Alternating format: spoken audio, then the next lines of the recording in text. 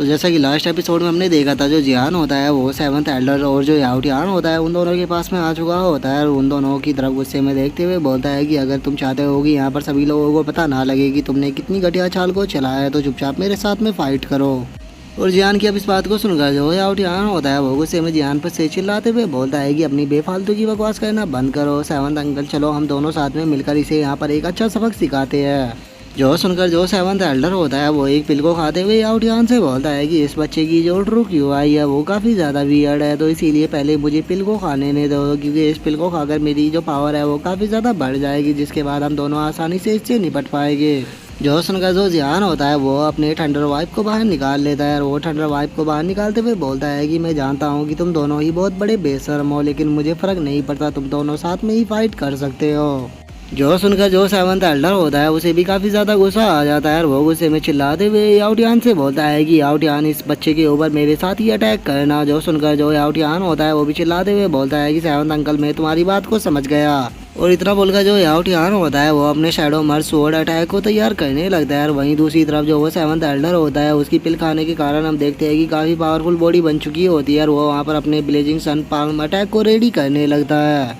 और अब वे दोनों अपने अटैक को रेडी करने के बाद दोनों साथ में जियान के ऊपर अटैक को कर देते हैं, जिस कारण हम देखते हैं कि वहाँ पर चारों तरफ फ्लेम फैल चुकी होती है। और अब जो याओटियान होता है वो शगुन की सांस लेते हुए बोलता है कि लगता है कि वो मर चुका है। जो सुनकर जो सेवंथ एल्डर होता है वो भी हंसते हुए बोलता है कि हाँ तुमने सही कहा, वो लिटिल ब्रैट यहाँ पर ख़त्म हो गया, अगर वो कुछ दिनों तक और ज़िंदा रहता तो वो और भी ज़्यादा पावरफुल बन जाता, जिसके बाद हमारी याओ फैमिली के लिए बहुत बड़ी प्रॉब्लम हो सकती थी।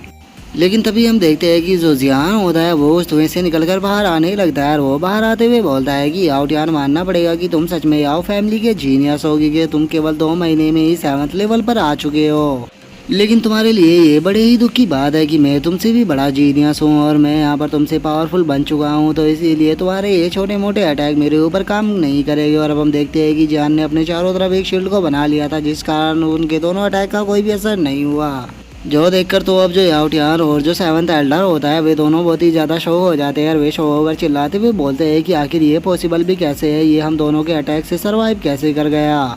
जो सुनकर जो जियान होता है वो अपने अटैक को तैयार करते हुए उन दोनों से बोलता है कि तुम दोनों ने अटैक को कर लिया तो अब अटैक करने की मेरी बारी है। और इतना बोलकर जो जियान होता है वो सेवंथ एल्डर और जो याओटियान होता है उन दोनों के ऊपर अपने उस वाइफ से अटैक कर उन दोनों को एक साथ में ही बांध लेता है। जो देखकर अब जो सेवंथ एल्डर होता है वो गुस्से में जियान की तरफ देखते हुए उससे बोलता है कि सैन जियान आखिर तुम यहाँ पर करना क्या चाहते हो। जो सुनकर जो याओटियान होता है वो भी गुस्से में चिल्लाते हुए जियान से बोलता है कि जियान याद रखना, अगर तुमने हमें ये दोनों को यहाँ पर मारा तो जो याओ फैमिली है वो कभी भी तुम्हें चिंता नहीं छोड़ेगी, वो हमारी मौत का बदला लेने के लिए तुम्हारी पूरी शैन फैमिली को ही खत्म कर देगी। लेकिन हम देखते हैं कि जो जियान होता है वो तो उन दोनों की बात के ऊपर ध्यान ही नहीं देता और वो अपनी ही बात को गुनगुनाते हुए बोलता है कि जो सिस्टर शिया है उसने मुझे कहा था कि अगर मुझे अपने वाइट टाइगर मार्शल आर्ट की स्किल को पावरफुल बनाना है तो उसके लिए मुझे ब्लड की ज़रूरत होगी,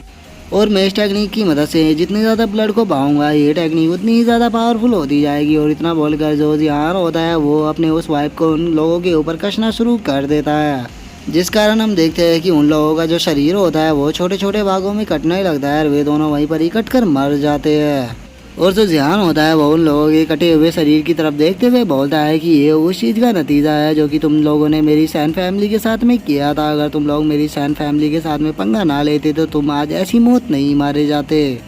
जिसके बाद अब हमारा जो व्यू होता है वो जियान का जो एल्केमी पवेलियन होता है उसके अंदर आ जाता है, जहाँ पर कि हम देखते हैं कि जो व्यू होता है वो जियान के पास में आते हुए से बोलता है कि यंग मास्टर आपने मुझे जौन सी मेडिसिन लाने के लिए बोला था मैं सभी यहाँ पर लेकर आ चुका हूँ। जो सुनकर जो जियान होता है वो एक गार्ड को वहाँ पर बुलाकर उससे बोलता है कि जाओ जितने भी हर्ब्स है उन सभी को गाड़ी के अंदर से उतार लो। जो सुनकर वो बंदा भी ठीक है बोलकर वहाँ से चला जाता है और जो जियान होता है वो भी से बोलता है कि आओ यहाँ पर बैठो, हम बैठ कर थोड़ी चाय पीते हैं। जो सुनकर अब जो वी होता है वो जियान से बोलता है कि यंग मास्टर बाहर काफ़ी ज़्यादा हलचल मची हुई है, क्योंकि जो याओ फैमिली का यंग मास्टर याओटियान था उसका किसी ने मर्डर कर दिया और जो उसकी बॉडी है वो भी पूरी तरह से डिसअपेयर हो चुकी है और उसकी बॉडी का पार्ट भी किसी को नहीं मिल रहा। जो सुनकर जो जियान होता है वो थोड़ा सीरियस होकर वी की तरफ देखते हुए उससे बोलता है कि क्या तुम्हें इस चीज़ से कोई प्रॉब्लम है। जो सुनकर अब जो वी होता है वो घबराते हुए जियान से बोलता है कि नहीं नहीं नहीं मुझे तो इससे कोई भी प्रॉब्लम नहीं है, क्योंकि अगर जो याओ फैमिली है वो यहाँ से डिसअपेयर हो जाएगी तो उसके बाद जो लिंगडांग पवेलियन है वो और भी अच्छे से ग्रो करेगा।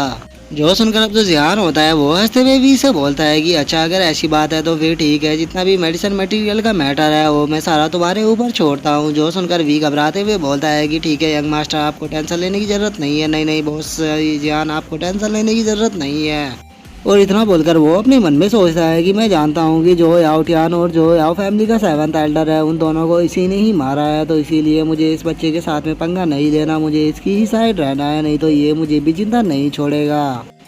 और वो इतना सोच ही रहा होता है, लेकिन तभी जो ग्रैंडपा होते हैं वो वहाँ पर आ जाते हैं। और वो वहाँ पर आने के बाद चिल्लाते हुए बोलते हैं कि लिटिल ब्रैट, तुमने मुझे यहाँ पर इतनी ज़्यादा जल्दी में क्यों बुलाया है, आखिर क्या मैटर है। जो सुनकर हम देखते हैं कि जो वी होता है उसके तो मुंह से ही चाय बाहर आ जाती है। जो सुनकर जो जियान होता है वो हंसते हुए ग्रैंडपा से बोलता है कि ग्रैंडपा, यहाँ पर मेरे पास एक काफ़ी अच्छा ट्रेजर है और उसी ट्रेजर को दिखाने के लिए मैंने आपको यहाँ पर बुलाया है। जो सुनकर ग्रैंडपा गुस्से में उसकी तरफ देखते हुए उससे बोलते हैं कि वो कौन सा ट्रेजर है, जल्दी से मुझे बताओ, मेरे साथ में खेलना बंद करो। जो सुनकर अब जो जियान होता है वो एक बॉक्स की तरफ इशारा करते हुए ग्रैंडपा से बोलता है कि ग्रैंडपा, वो ट्रेजर इस बॉक्स के अंदर रखा हुआ है, तो इसे आप खुद ही ओपन कर क्यों नहीं देखते। जो सुनकर अब जो ग्रैंडपा होते हैं वे गुस्से में उस बॉक्स की तरफ देखते हुए बोलते हैं कि क्या तुमने इस बेकार से बॉक्स के लिए मुझे यहाँ पर बुलाया है। याद रखना मैं स्प्रिंग हाउस से यहाँ पर आया हूँ और अगर इसके अंदर अच्छी चीज़ ना हुई तो मैं तुम्हें यहाँ पर बहुत ही बुरी तरह से पीटने वाला हूँ। और इतना बोलते ही जो ग्रैंडपा होते हैं वे जैसे ही उस बॉक्स को खोलते हैं उस बॉक्स के अंदर से काफ़ी ज़्यादा एनर्जी निकलने लगती है, जिसे देखकर तो जो ग्रैंडपा होते हैं वो भी मदहोश हो जाते हैं।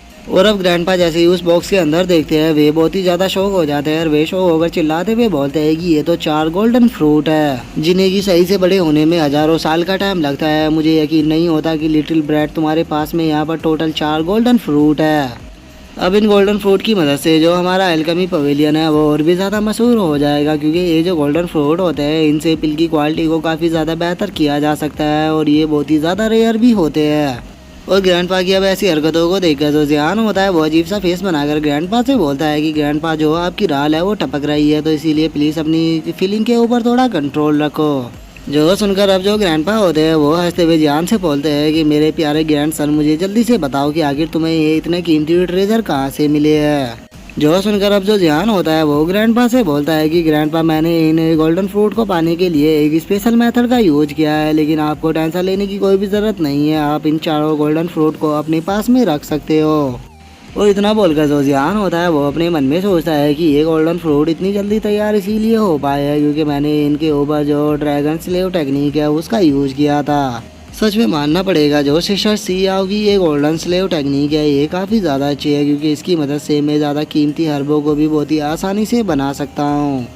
और अब जियान के इतना बोलते के साथ ही जो हमारा आज का एपिसोड है वो यहीं पे कंप्लीट हो जाता है। तो हम नेक्स्ट एपिसोड में देखेंगे कि आगे क्या होता है। अगर आप लोगों को वीडियो अच्छी लगी हो तो लाइक करना, चैनल को सब्सक्राइब करना। मैं मिलता हूँ नेक्स्ट एपिसोड में, तब तक के लिए बाय बाय गाइस।